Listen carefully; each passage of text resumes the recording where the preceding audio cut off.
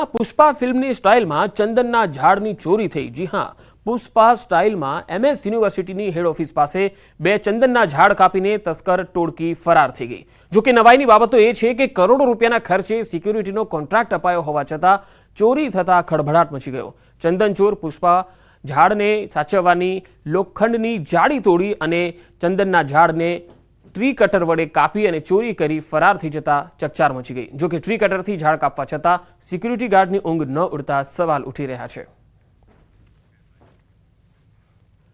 Delhi Mumbai corridor પ્રોજેક્ટના કારણે 10 ગામોમાં 17 મૂળભૂત સુવિધાઓ છીનવાઈ ગઈ હતી, જેને લઈ ગામના લોકોએ 2 વખત આ મામલે રજૂઆત કરી। કોઈ ઉકેલ ન આવતા ગ્રામજનો દ્વારા બીજી કોરિડોર કામગીરી બંધ કરી અને ત્રીજી વખત રજૂઆત કરતા અંતે 17માંથી 16 માંગણીઓની સર્વાનુમતે સ્વીકાર થયો।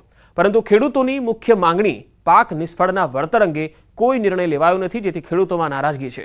આ મામલે ખેડૂતો દ્વારા પ્રાંત અધિકારીને આવેદન આપી રવિવાર સુધી કોઈ નિર્ણય લેવા માટે અપીલ કરાઈ છે। જો સોમવાર સુધી નિર્ણય નહીં લેવાય તો ફરી દિલ્હી મુંબઈ કોરિડોરની કામગીરી બંધ કરી દેવાની ચીમકી અપાઈ છે। છેલ્લા 3 વર્ષથી અમે અમારી મૂળભૂત સુવિધાઓ બાબતે અનેક આંદોલનોને આવેદનપત્ર આપી ઉગ્ર આંદોલનો કરી હાઈવેના કામ બંધ કરાવી લડત લડતા જઈને આવતા હતા, પરંતુ 3 પ્રાંત અધિકારીની બદલીઓ થઈ ગઈ। પણ હાલના વર્તમાન જે અમારા પ્રાંત અધિકારી છે એમનો અમે ખૂબ ખૂબ આભાર માનીએ છીએ કે છેલ્લા 3 વર્ષ બાદ આ પ્રાંત અધિકારી શ્રી દ્વારા અમારી માંગોને સ્વીકારવામાં આવી। અને હવે વાત કાતિલ દોરીથી સાવધાનીની।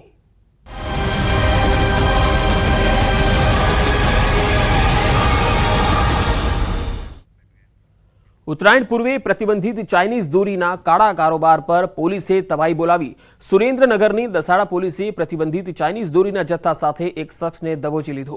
પોલીસે બાતમીના આધારે વોચ ગોઠવી ચાઇનીઝ દોરીના 48,000 રૂપિયાના 480 નંગ ટેલર અને કાર સહિત કુલ 1.98 લાખનો મુદ્દામાલ કબજે કરી કાર્યવાહી હાથ ધરી। દસાડા હાઈવે પરથી કાર ચાલક દશરથભાઈ રાવળ વાળાને ઝડપી પાડી અને કાયદેસરની કાર્યવાહી હાથ ધરી।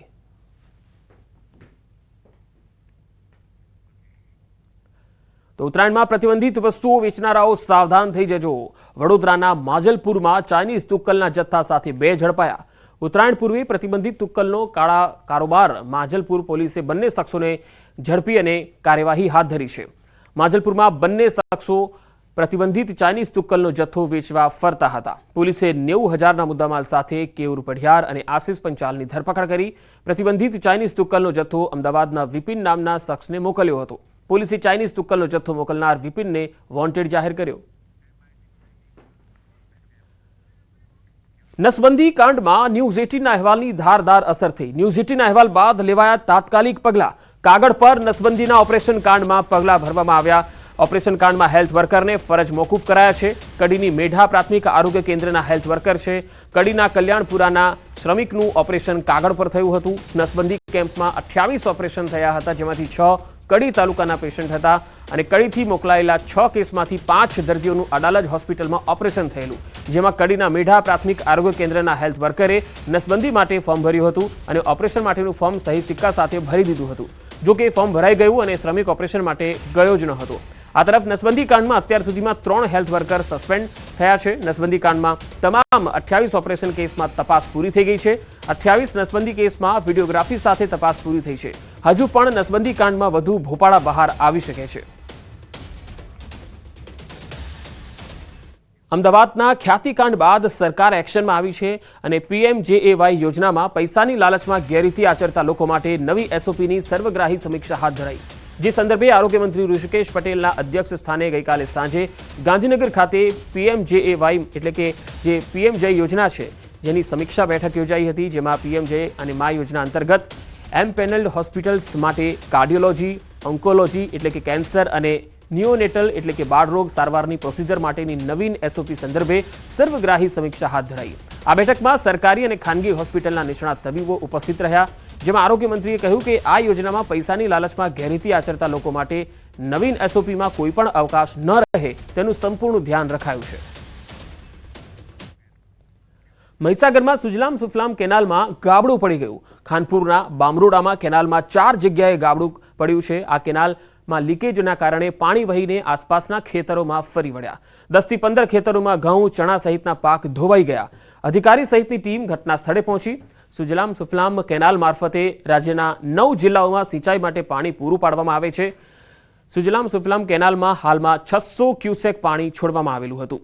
જો કે સુજલામ સુફલામ કેનાલ ઇન્ચાર્જને જાણ થતાં પાણી છોડવાનું બંધ કરવામાં આવ્યું અને અધિકારીઓ સહિતની ટીમે કેનાલ સમારકામની કામગીરી હાથ ધરી. રસ્તાના અભાવે સગર્ભાને જોડીમાં લઈ જવી પડી. વધુ એક ઘટના નર્મદાના ચાપટ ફળિયાનો એક વિડીયો છે જે વાયરલ પણ થઈ રહ્યો છે. સારવાર ન મળતા જંગલમાં જ સગર્ભાએ બાળકને જન્મ આપ્યો. ગર્ભવતીને રસ્તાના અભાવે લાકડાના 2 દંડા લઈ અને વચ્ચે સાડીની જોડી બનાવી હોસ્પિટલ લઈ જવાઈ હતી. સ્થાનિકોના મતે આ વિસ્તારમાં 10 કિલોમીટર સુધી રસ્તો નથી. પ્રસૂતાને પીડા ઉપડતા તેને જોડીમાં નાખી લઈ જવાનો વારો આવ્યો, જ્યાં ખુલ્લા જંગલમાં મહિલાએ બાળકને જન્મ આપ્યો. સ્થાનિકોના મતે 10 કિલોમીટરમાં રસ્તો ન હોવાથી કોઈ વાહનો આવી શકતા નથી.